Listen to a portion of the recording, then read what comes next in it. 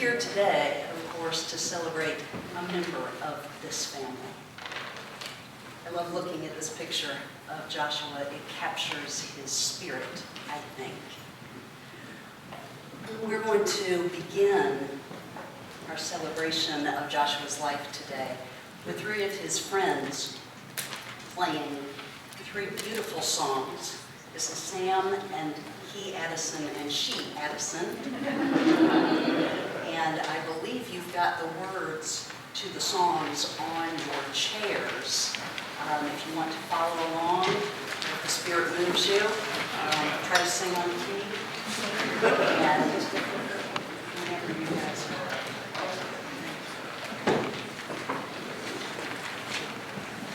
are. All right, well, everybody please stand up and sing along with us.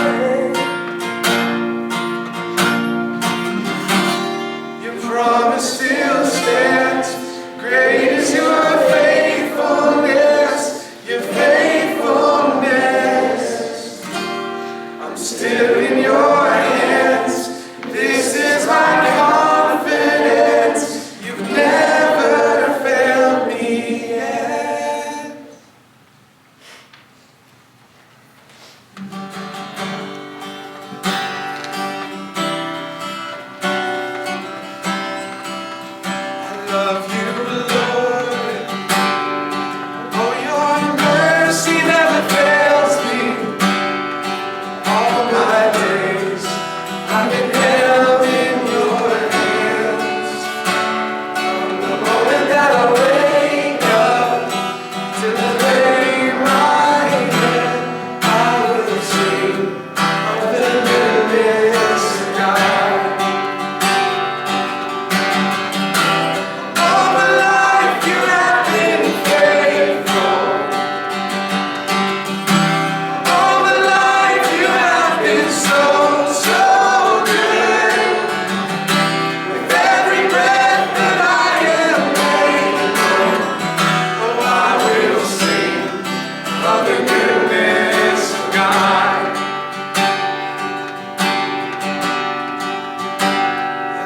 of your voice.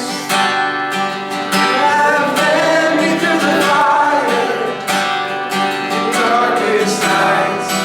You are close like no other. I know you as a father. I know you as a friend. I have lived in the goodness of God. All my life you have been faithful. All my life you have been so, so good. With every breath that I am able, oh, I will sing of the goodness of God. All my life you have been faithful. All my life you have been so, so good. With every breath that I am able, oh, I will sing of the goodness of God. Oh, I will sing of the goodness of God. Oh, I will sing of the goodness of God.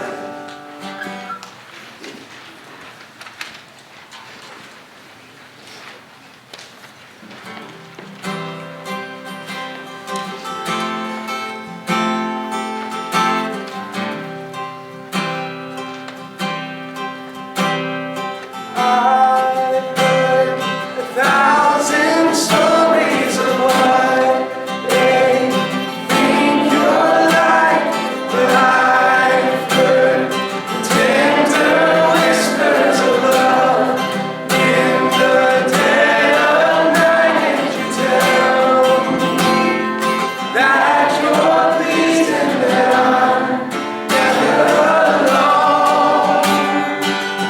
You're a good, good father. It's who you are. It's who you are. It's who you are. And I'm loved by you. It's who I am.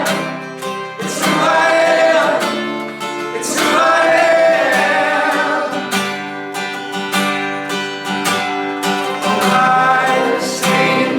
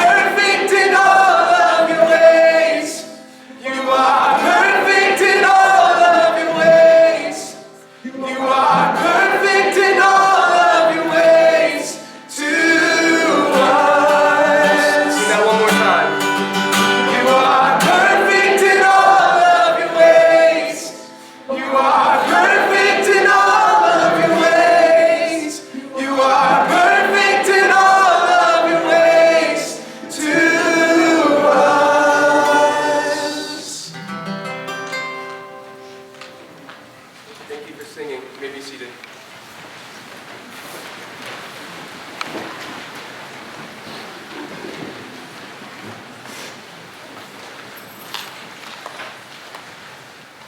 Not gonna lie to you, this ain't gonna be pretty here. Those are really, really hard songs to sing right now. If you don't know me, my name is John. I'm Joshua's dad. And I wanted to tell you a little bit about his story and some memories that I have with him. In the summer of 1999, our family was living in Alpharetta, Georgia, and our oldest, John Michael, was about to turn 4 years old. And what we loved to do is we went to the Atlanta Braves games down at the old Turner Field. And we were also in the process of adopting a baby boy from Georgia with the help of Lori Survey. About the same time, a small town, the southern part of Guatemala named Taxisco, our baby boy Joshua was born. Taxisco is a small town. It's like LaGrange, except for in a smaller area, same amount of people. Later that year, our family would find out that our local adoption fell through, and while that adoption would never be completed, it resulted in the miraculous adoption of our daughter, Grace. Over the next few years, our family would move to Johns Creek, adopt another baby boy, Jackson. And then Sarah and Henry came along the old-fashioned way. In Guatemala, Joshua's life was quite different. We don't know much about his first few years, but in 2002, he was placed in an orphanage in Guatemala City. The government declared him abandoned by his birth mother. In 2005, he moved to Casa para Niños Aleluya, which is an orphanage which is outside of the city. And in 2006, our paths would finally intersect. During that year, a friend of mine, David Ennis, introduced me and our church at the time to Casa. Our church took an interest in supporting their ministry, and our family decided to send monthly support to Casa by sponsoring a child. So Joshua's birth name was Alvaro, and the Casa website had the children that didn't have a sponsor listed alphabetically by their names. Alvaro was the first on the list. It seemed only fair and right to pick the first one on the list. Couldn't think of any better criteria. And over the next year, our family sent him cards and drawings, along with our monthly support. And it was amazing how much he felt a part of our family, even being so far away.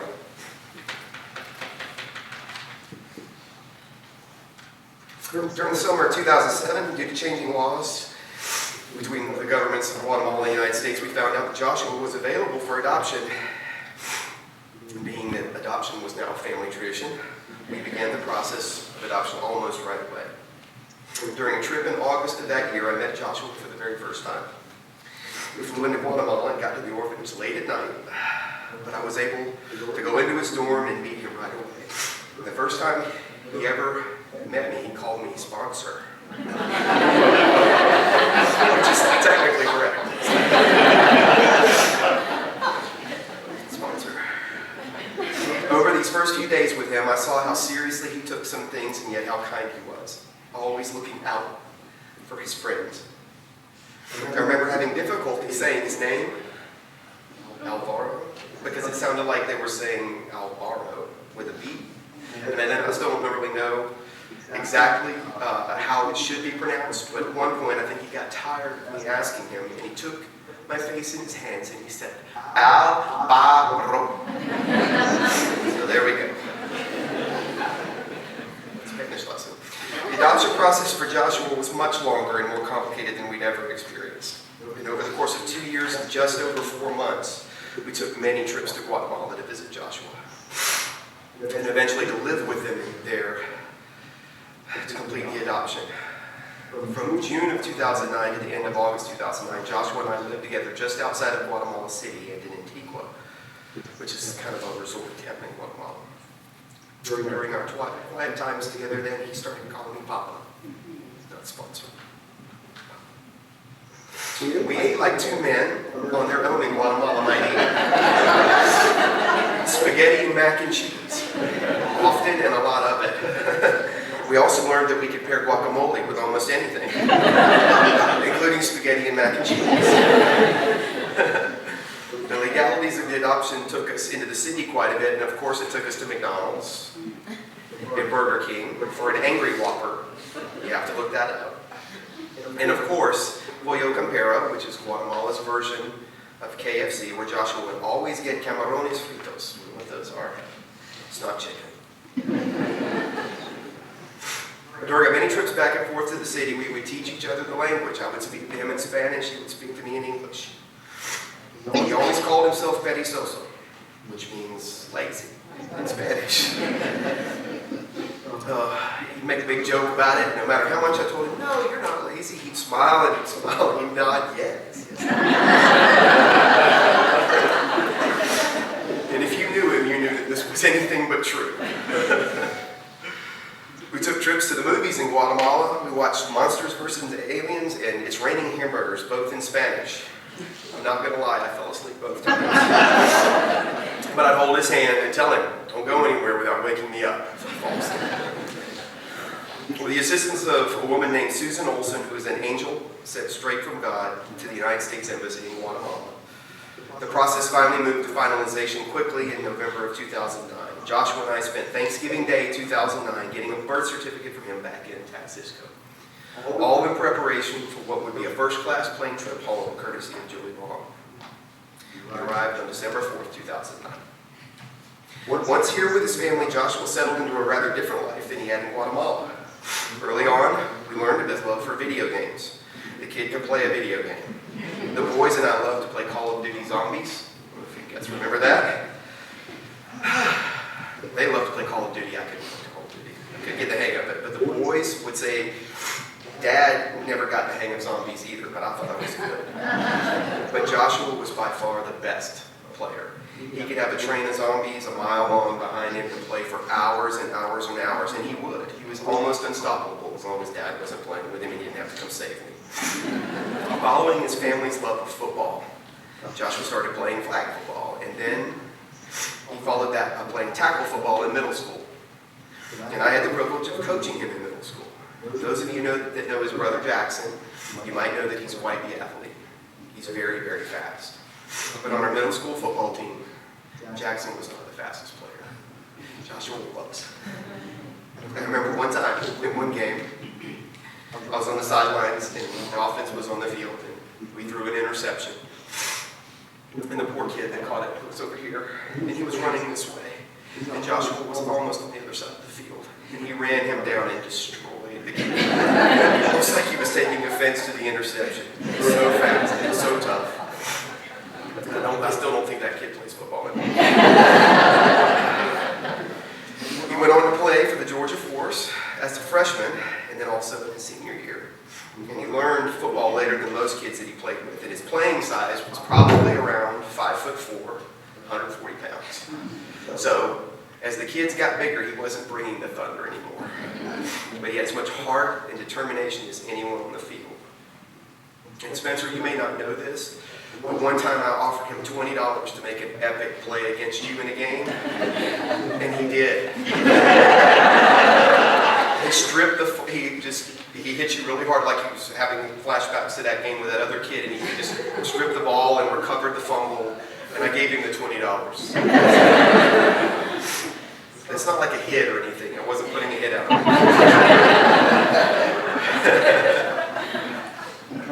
In between his freshman and senior years, Joshua worked jobs at Wendy's and at Publix, and he was a miserly saver of money.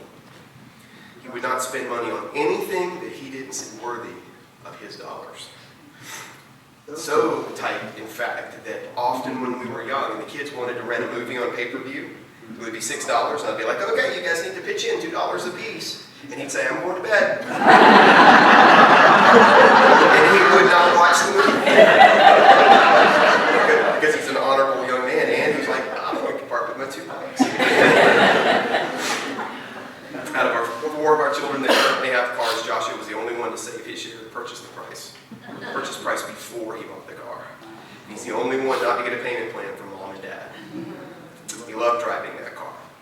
and he loved driving it too fast. That's another story for another day. He was a very hard worker, and he was as dependable and hardworking as anyone. And just so you can gauge how tough a kid Joshua was, the night before we went to the doctor, he was diagnosed with leukemia. He worked a full 8-hour shift stocking shelves at Publix from 2 to 11 the night before. Over the past 16 months, he fought bravely against a disease that would not relent. He endured painful medical treatments and procedures that would have brought most of us to our knees. And he never lost heart, most often keeping his sense of humor through it all.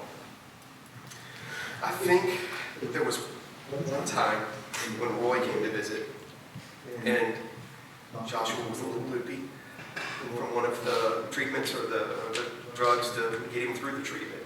And Roy said, "You sleeping good, man?" And Joshua said, "Yeah." And he pointed back to the nurse. I mean, I'm standing here in the room, I heard this. He pointed back to the nurse and said, "She drugged me." And then, deadpan, looked at me and said, "I think she wants to get with me."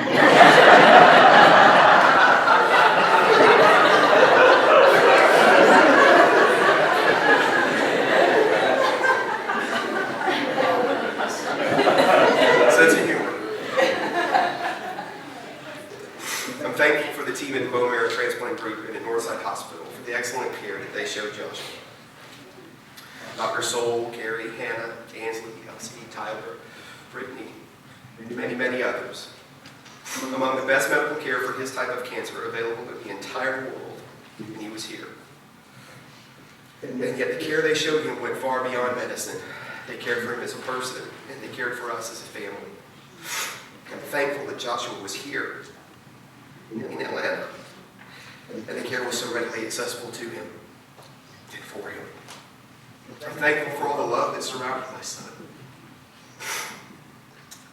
He has a large family with wonderful people who have surrounded him with beauty and love and kindness. A family that's been there from the beginning, new family, Jeff, Amy. They have loved him just like they've been on the journey with us since day one.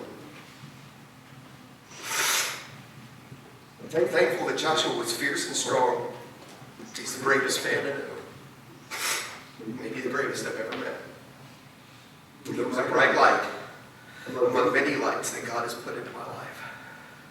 He stared suffering and illness and the prospect of dying in the face day after day. He never gave up hope. He believed, we all believed, that he would beat cancer. But that was not the plan. And I'm so thankful that he's in a much better place now. One with no more suffering, no more pain, no more love, and no more peace. So it's a little bit about Joshua. I'll miss him every day of my life. I can't imagine going through a day without longing to see him or talk to him. And I'm thankful being able to know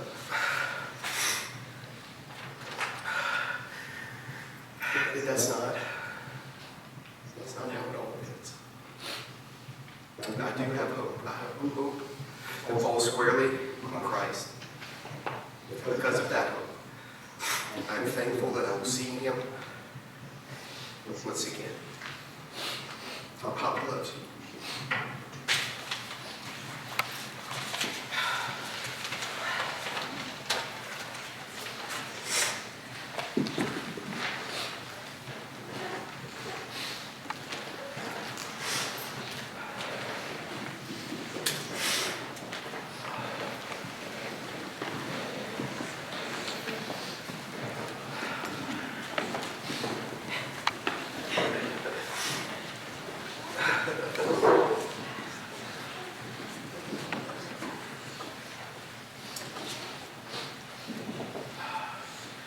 These are the kids.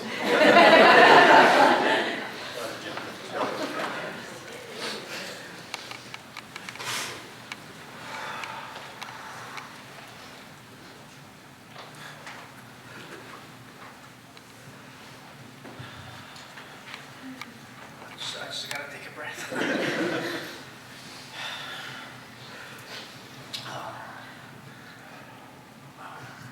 For those of you that don't know me, my name is Melvin. I am Joshua's oldest brother. And just let me say that today we are gathered here today, not to mourn, but to remember Joshua's life and honor him.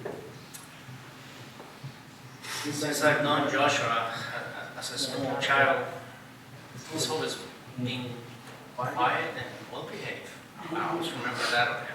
He was always sitting somewhere playing and he was never in trouble. But for somebody else, trouble probably. Once he knew he was getting adopted, he had no idea how much his life was going to change. But his smile was bigger than it ever had been. He always was smiling, but he knew that it was like even bigger. During the transition process of moving out of the children's home, he became alive in himself and found joy knowing that he was going to have a forever family. Not knowing that he was going to a big and crazy but very loving family that would care for him and always be there for him in ways he could never imagine. Romans 8:15. You did not receive the spirit of slavery to fall back into fear, but you have received the spirit of adoption as sons, by whom we cry, Abba, Father. I am thankful for the image of how adoption pictures the gospel and that Joshua is now with his Abba. I am honored to have had the privilege of knowing Joshua. I am not saying goodbye today, but see you soon. And I am looking forward to seeing even a bigger smile on your face and rejoice with you in glory. Josh.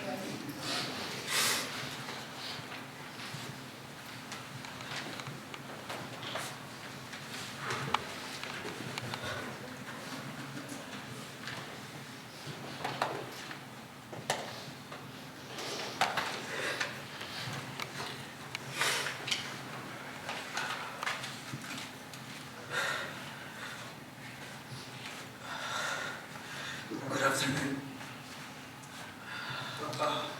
My name is Carlos Morataya.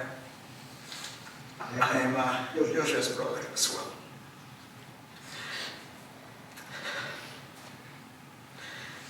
I want to thank all of you for being here today to celebrate his life here on earth. Everyone who had the pleasure of knowing Joshua can agree that he was nothing short of extraordinary.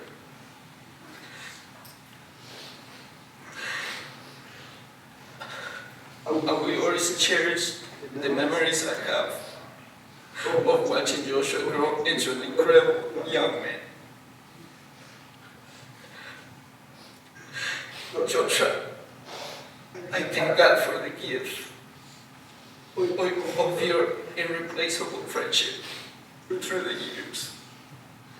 You have taught me to always carry kindness and to appreciate the simplest of things. You always amaze me how you were able to keep a positive attitude and the biggest smile on your face through the most difficult challenges. Today we honor you and we will hold you in our hearts forever.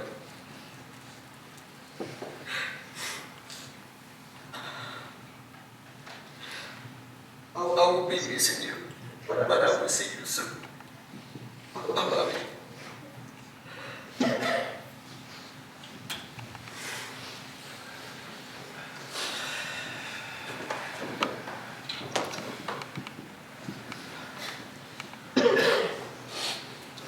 One of my first memories of Joshua was when we were all packed into our 15-passenger van.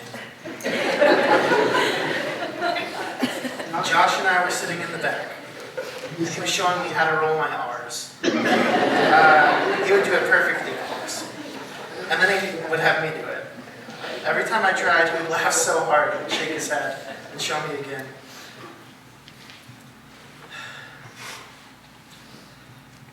This shows a lot of Joshua's and my relationship.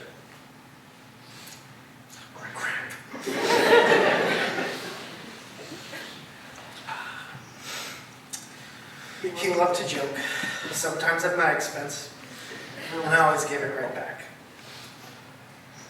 In fact, I'm sure almost everyone in here has been the victim of Joshua's quick wit. He loved to joke and laugh. He and I hung out a lot.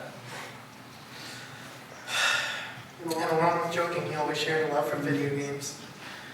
Some of my fondest memories are actually of Josh and I struggling with Jackson and my dad to kill zombies.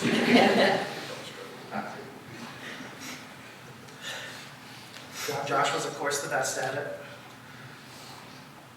But while Joshua did love to cut up and play video games, usually while eating a tasty snack, that was not all he loved. He loved his friends. He would talk to them on the phone, play video games with them, and he loved going places to hang out with them. I don't know a single person who did not love being around him once they really got to know him. He was one of the kindest people I've ever met, and he cared for people. He loved his family, and most importantly, he loved God. And I'm thankful he's in heaven, cutting up with Jesus about all of us right now. Joshua, I love you, and no one could ever make me laugh like you did, and I'll miss you terribly. I look forward to seeing you again in heaven.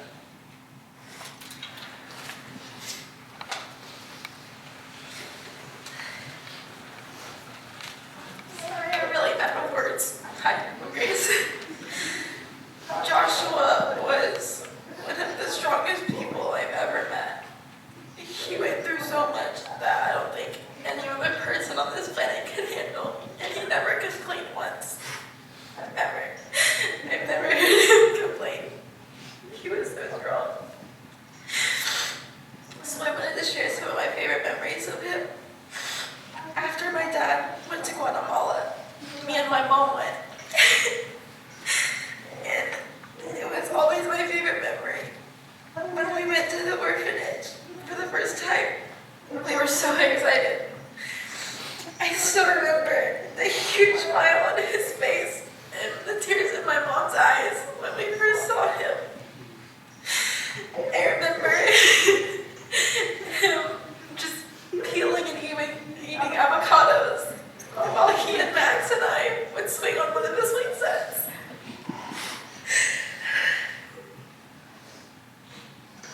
I'll never forget it.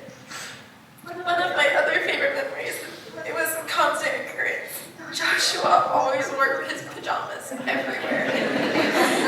Literally everywhere. To the grocery store, to the horse farm, going to visit family, going out of town. He wore his pajama pants everywhere.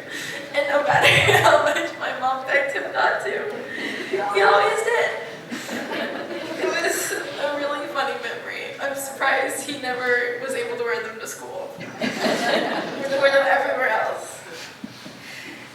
And trying to find pictures, I was going through my phone and I found a quote that was my grandmother's favorite. We had also lost her to cancer as well. And it says, "If there ever comes a day when we can't be together, keep me in your heart, I'll stay there forever. Winnie the Pooh." I'll see you again, Joshie. I love you.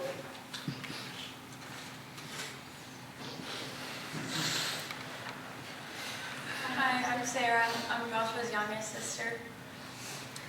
Joshua had only been home no more than 9 months when we were having a family dinner at our huge wooden table. Joshua and I were sitting next to each other, and I had gotten up to get a glass of water when I knocked the bench that weighed more than both of us combined on his big toe. There was blood everywhere, he was crying in pain, and I felt so bad. But Joshua told me it was okay and that he knew I didn't mean to. We all went to the hospital with him, and after he got multiple stitches in his toe, we got Oreo McFlurries from McDonald's. We talked about that night just a couple days ago. That story shows just who Joshua was. He was a peacemaker. He lived a life putting everyone before himself, and he wouldn't have had it any other way. Over the past 2 years, Joshua and I got really close. He drove us to practice every day, and we had a tradition to sing Taylor Swift and Demi Lovato songs the whole trip. He would listen to all my problems and give me that little smile that he always did and tell me it would be okay. After he got diagnosed with leukemia, we became two peas in a pod. When he was in the hospital, we would always order chicken fried rice and eat it till we could barely move. Without the peas, of course, because he hated those.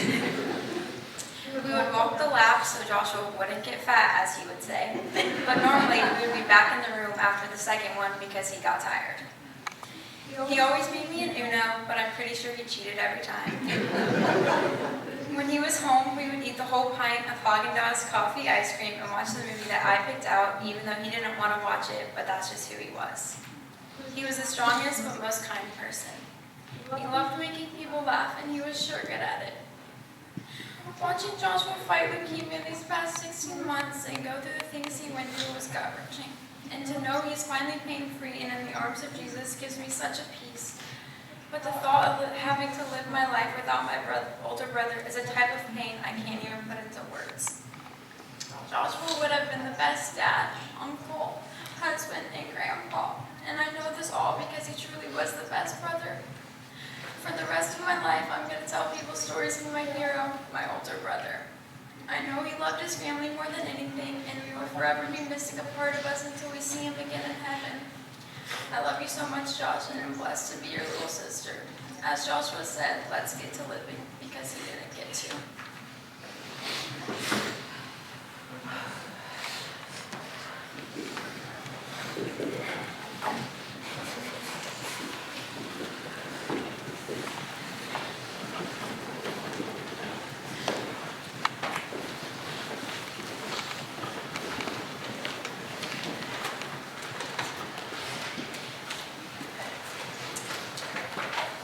Wow, tough act to follow. John, thanks for going for the A's, mate. Joshua, oh, sorry, better introduce myself. I'm Jeff, the bonus dad. Joshua, the quiet one, the pleaser, and the one with the wicked sense of humour. Who else would have conjured up a way for both parents, along with their respective spouses, to live together in the same house? The S suite became the X suite. And it was worth it, the right thing for us all to do, to be under one roof to support our brave Joshua. Josh came into my life just over 3 years ago when I met and married his beautiful mother, Kathy. The large family now became an even larger blended family, and Joshua stood out for sure. He was definitely the quiet one by a long shot. He had something magical about him. He had an infectious smile that could melt you. Something he maintained until the bitter end. He would do anything you asked without complaint, and he made the best guacamole in the South. When Joshua got his licence, he needed a car. And no surprise, as John mentioned, he had a loaded bank account ready to spend. Of course, in true Joshua fashion, he didn't care what sort of car it was. He just wanted some wheels. And as it turned out, young Matt, one of our other boys, had a car ready to offload. It was his Camry, which he'd named Kevin. Kevin's name changed to Cortana under Josh. And thus began the many adventures of Joshua and Cortana, involving mailboxes that stepped out onto the roadway, cars that stopped suddenly in front of him, the slew of light would flash on the dashboard and I'd get a text, Jeff, what does this mean? What do I do? And of course, as John mentioned, the certain high-speed return trip to Noonan. Subject of another story and probably a few beers later on. The trip home from his dad's place one night, I get this call and his car had started to overheat. So we tried to nurse the car back home. Sadly it snuffed, and so we had to tow it. So if you're a young driver in your first year of driving, all of a sudden your bonus dad says, get in that truck, I've got a rope here, you're towing me home. And it was interesting. I just about took out a mailbox myself on the way. It caused a lot of grey hairs that night for sure. Josh loved his car, and one of the few things he wanted to do when he got out of ICU was to drive Cortana one more time. Sadly, he was not able to do that. Joshua also had a glorious picture of a lion on his phone. When I look up the attributes of a lion, they're powerful, good-looking, and courageous, all attributes of Joshua. He demonstrated amazing courage and strength as he faced cancer head-on. He would on occasion have a moment of sadness, but quickly move into the let's get to living, as Sarah said. Through it all, his amazing smile stayed strong. Even when I'd give him injections and he'd wince and still come with a smile and 2 thumbs up. On that last night when Kathy and I sat with him throughout the night and administered his pain meds, he could still raise a smile. And those big eyes would be a flash of brilliance looking into your eyes. They were very special moments that I'll never forget. Lastly, I had the privilege of being by Joshua's side as he was baptised last week by his dad. And that was a very special moment for John. That certainly was for me. So how Joshua, he accepted Jesus Christ as his Lord and Saviour and declared it before all of us. Tears were streaming down both our faces. We were standing in the pool. It was cold. But I'll treasure that moment forever. Thank you, John, for allowing me to be part of that. Josh, you are loved by your entire blended family. We'll miss you always. Please know I will look after your mum, love her hard, and help her through this until we all meet again. It was an easy one. I want to read a few words that Kathy wrote before today.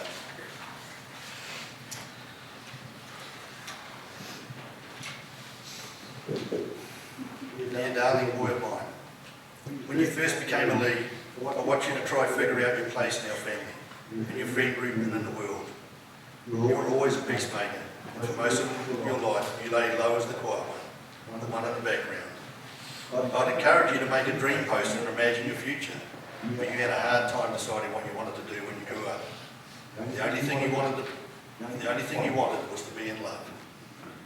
You didn't mind being in the periphery. In fact, I think you enjoyed letting everyone else decide and fight over the dinner menu or movie of the week. I often wondered and even sometimes worried if you knew how much you were loved in this family. It was hard to get a photo of you in action. You had so many photos taken you during the adoption process, and I think you had a disdain for the camera by the time we finally got you home. On December 28th, 2018, our entire world shifted. Although we joked that symptoms sounded like the flu, tetanus, that was my personal favourite, and even hand cancer, the diagnosis of leukemia would create a pit in our stomach like nothing else at the time. I'll never forget the look on your face when we told you you were scared and yet so brave. Over the next 16 months, our family shifted and you were in the spotlight. We planned our entire lives around you. Once again, I was in your face taking photos so we could keep the prayer warriors informed. You were having to make all the decisions about food and what you thought you could eat without bathing. You were asked to tell the nurse everything going on with your body, and I mean everything going on. You were receiving gifts, being asked to create a wish list so people wanted to help you, make you feel better. Strangers were writing you letters and sending cards. Your siblings chose to stay home for events and trips to be with you. They would visit you at the hospital, play games with you, and make sure you walked the halls. I don't know if you ever got completely comfortable with all the attention, but you definitely learned to speak your mind, and we love that. Josh, you were going on this journey of leukemia with you was such a privilege. Watching the amazing nurses care for you and encourage you was an honour. Seeing friends, family and strangers rally around you was touching. 1 hour plus car rides down to the hospital were my favourite. I'll miss how aggravated you'd get at me when you wanted to sleep but I wanted to talk. I'll miss you laughing at me when I cringed over the 94.1 Confess Your Crush segment. I'll miss you rolling your eyes at me when I would question your love life. I'll miss the way you would flash your smile and throw an I love you my way. Oh precious son, I'll miss it all for the rest of my life here on earth until I see you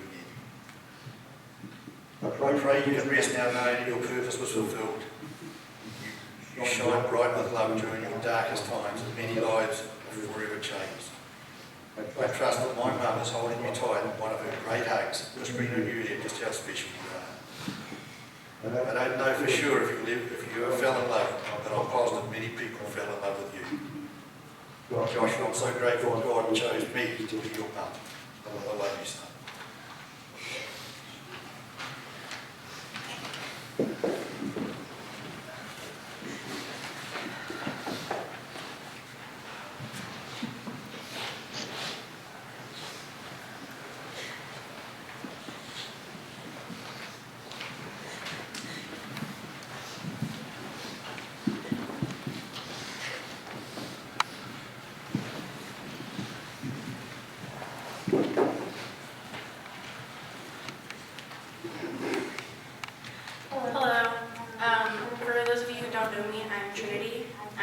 surrogate part of the family.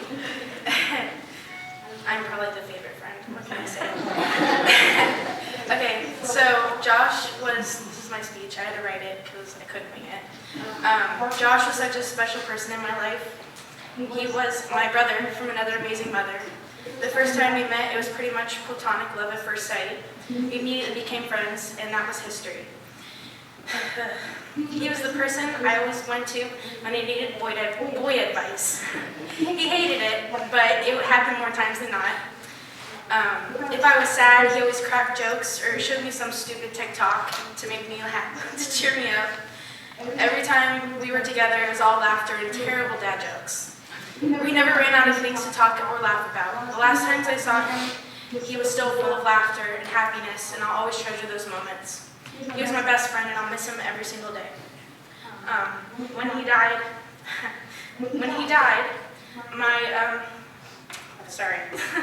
my mom immediately grabbed the Bible, and she shared with me this verse. It's John 11, 25 through 26. Jesus said to her, "I am the resurrection and the life. The one who believes in me will live even though they die. And whoever lives by believing in me will never die." I love you, Josh, and you will always have a place in my heart.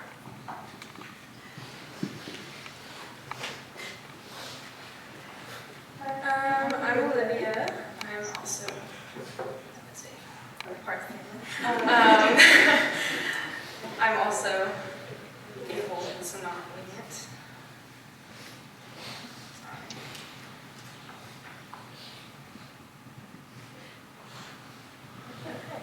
Just deleted, so I guess I'm gonna have to delete it.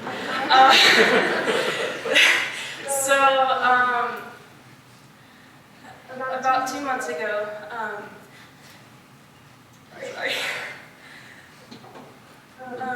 Joshua and I were on FaceTime, and we talked about just anything and everything, and the topic of when Jesus called him home came about, and I will admit that was one of the hardest conversations I've ever had. But he said that he wanted people to rejoice and know that he wasn't in pain anymore. And he said that was the thing that he hated seeing the most was people being sad. And yeah, so.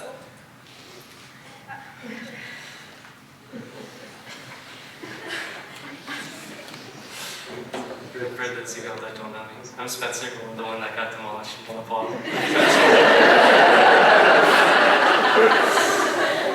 Wish I could say I could remember that hit, but it was a little too hard, so I don't think to put into words what Joshua meant to me and my family is nearly impossible. He was a very important person in our lives. When I lost him, I didn't lose a friend or a best friend, but one of my brothers. Back when we used to live across the yard from each other. He was over so much, my dad gave him a nickname. He called him Ocho. Because he was just another one of my siblings. He was number 8.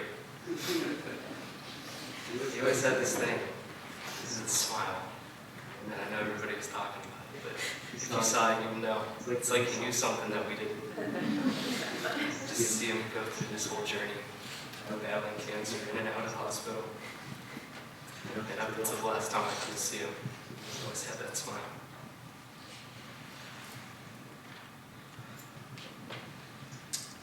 And I know it's hard to see him gone, and I know he's in a better place. So I want to thank my family. I loved him so much. I want to thank you for adopting my best friend. We can bring him back here. So Joshua, until I see you again, man. Rest easy, Joshua.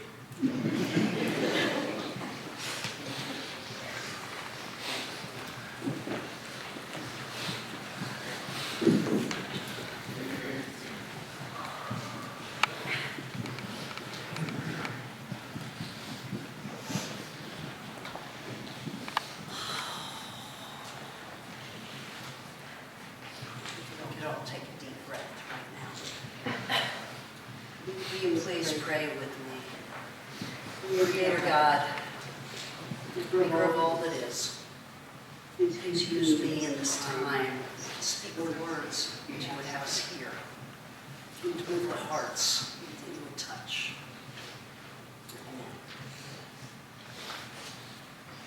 Amen. I may come down there.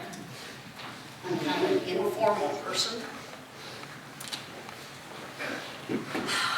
Can you still hear me? It's not usually a problem. In 1999, I met Kathy and John. I was a relatively new adoption attorney at the time, and we kind of cut our teeth together on the same failed adoption that John mentioned earlier. As I recall the story, it was a Sunday night, and Kathy and John had to return a child to its biological mother, to parent. It was heartbreaking. And Monday morning, a little girl was born at Shackelford Hospital, my childhood hospital, a place where I got stitches in my chin and put my knee in a cast as a teenager. And my law partner and I rushed to Shackelford Hospital to see if this child was the forever child for their family. And she was. And I had the privilege of suggesting her name, the only name that was fitting in the circumstance, Grace. Fast forward a few years, and I had the privilege of working with John and Kathy on the adoption of some other kids, and to revel in the addition of their biological children to their wonderful family. As the talk show host Larry King once said, I've got biological children, I've got adopted children. I forget which is which. That sentiment has always applied to this family, from back then when they were building it to today. I see some shaking heads. You know what I mean. Back then, Kathy would sometimes show up at my law office with her brood. It was a blast. And through Christmas cards and Facebook and things like that, I would keep up with their progress.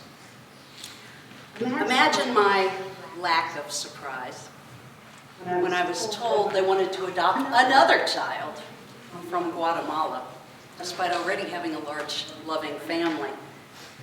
And I remember distinctly the years of waiting and John being in country and so many legal questions about could it really work and all the inter-country intricacies. And then it was kind of like a poof moment. Isaias Lee came home. And as you can see, they brought a lot of other folks with them. Joy. This family has known joy. Joy of home, horses, birthday cakes, UGA football, go dogs! Wore that for Joshua today. I'm a double dog. They've shared meals from Chipotle and Christmas cookie swaps. And pain. This family has known pain of the children that they couldn't raise forever, of surgeries, the death of spouses and of parents, one mother much too recently. They've known the pain of divorce and of selling houses and of kids leaving home. And now the greatest pain when Joshua went home again. But joy. This family knows joy in engagements and finding new loves and new houses and growing the family, deepening friendships. These folks just collect people to love. A lot of us are testaments of that. They've known the joy of wedding parties, where I had the privilege of meeting some of you. They've known the love and joy of sibling love.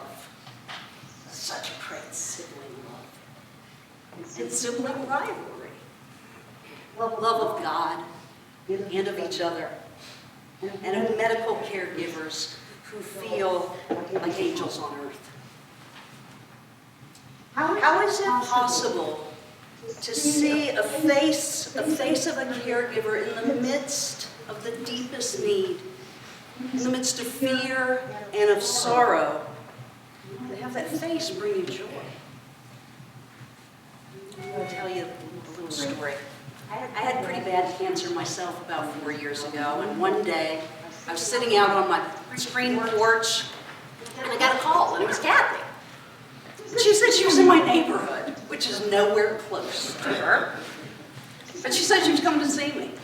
And I was most of the way through my chemotherapy treatment, and God knows I must have looked a fright. She didn't care. She came, and we visited, and we laughed.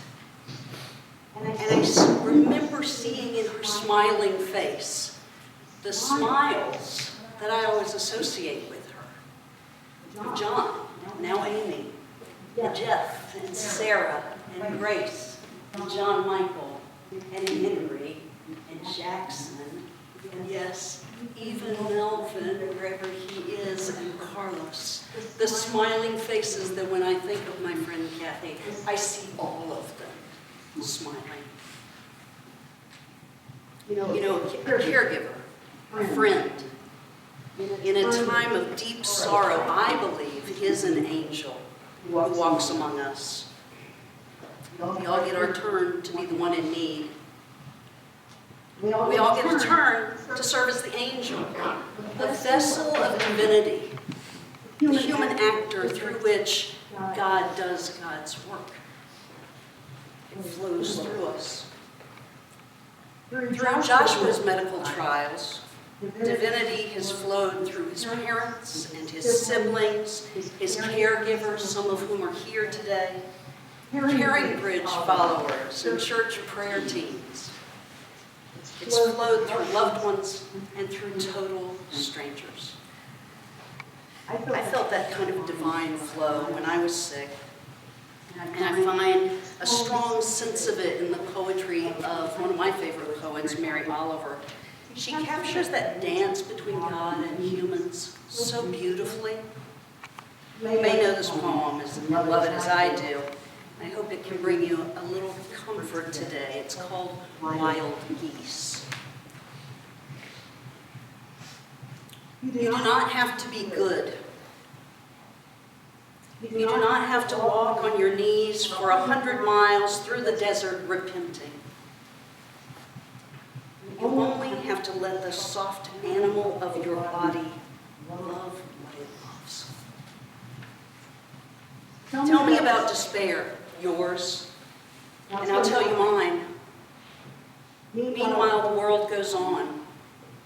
Meanwhile, the sun and the clear pebbles of the rain are moving across the landscape over the prairies and the deep trees, the mountains and the rivers.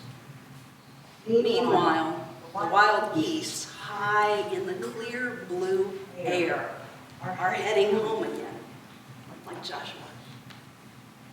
Whoever you are, no matter how long.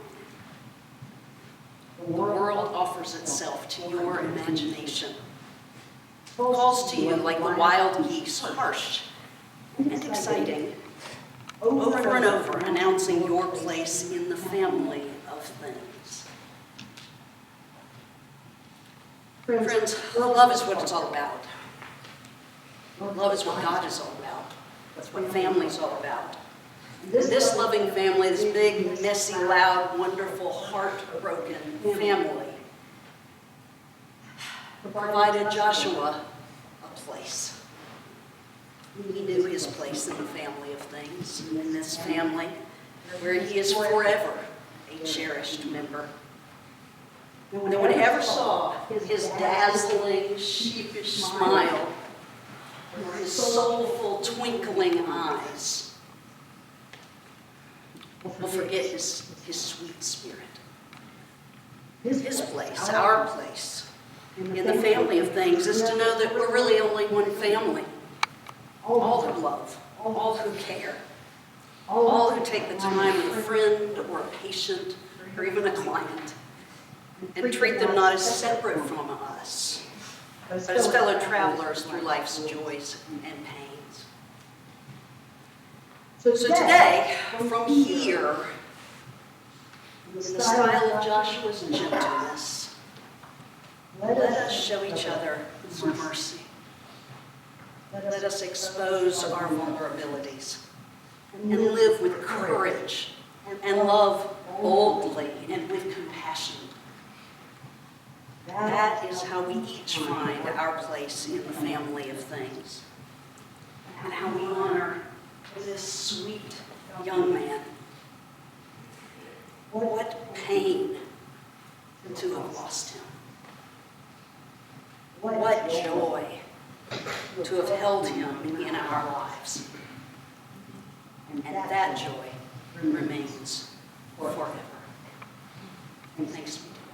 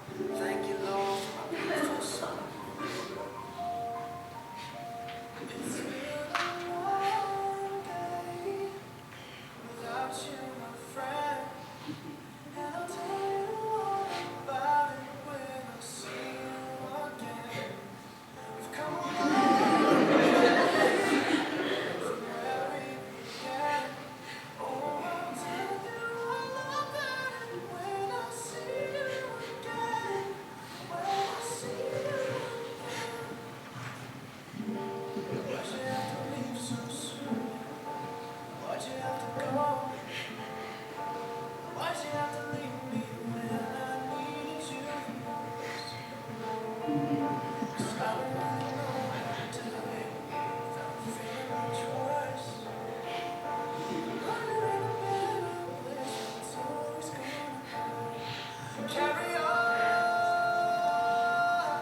give me all the strength I need to carry on.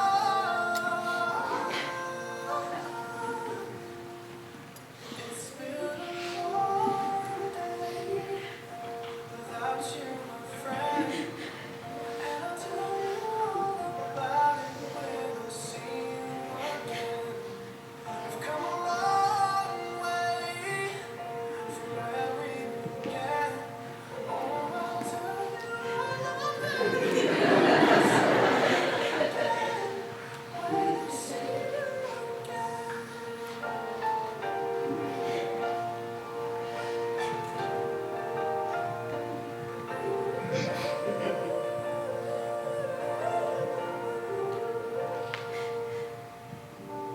How do I breathe without you? Feeling so cold.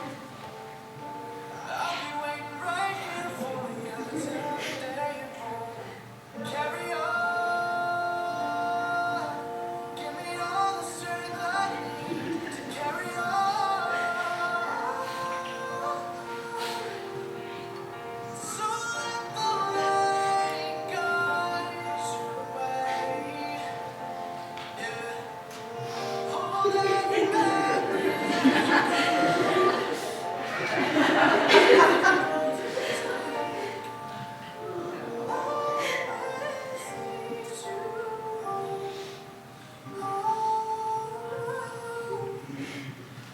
been a long day without you, my friend. And I'll tell you all about it when I see you again. We've come a long way from where we began. Oh, I'll tell you all about it when I see you again. When I see you again.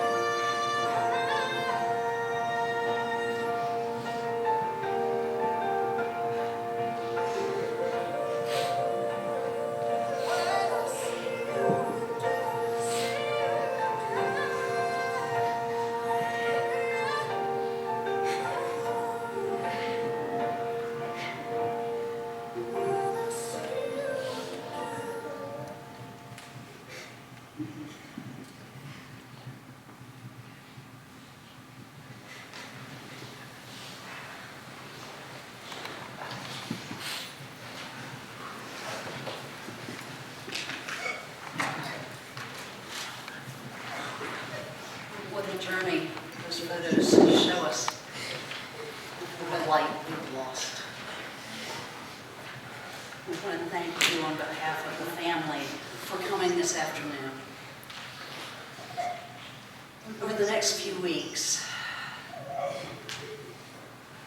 try to remember to be kind to yourselves, to be kind to each other, and to reach out, especially to this brood and these kids in particular. Grown-ups sometimes know how to reach out. Young people seldom do. I'll drop a card in the mail, give a phone call, or send a text. Today, if you will allow the families to exit first, they're going to have a private time at the cemetery. And then you all are welcome to stay here afterward for as long as you wish. Thank you very much for being here.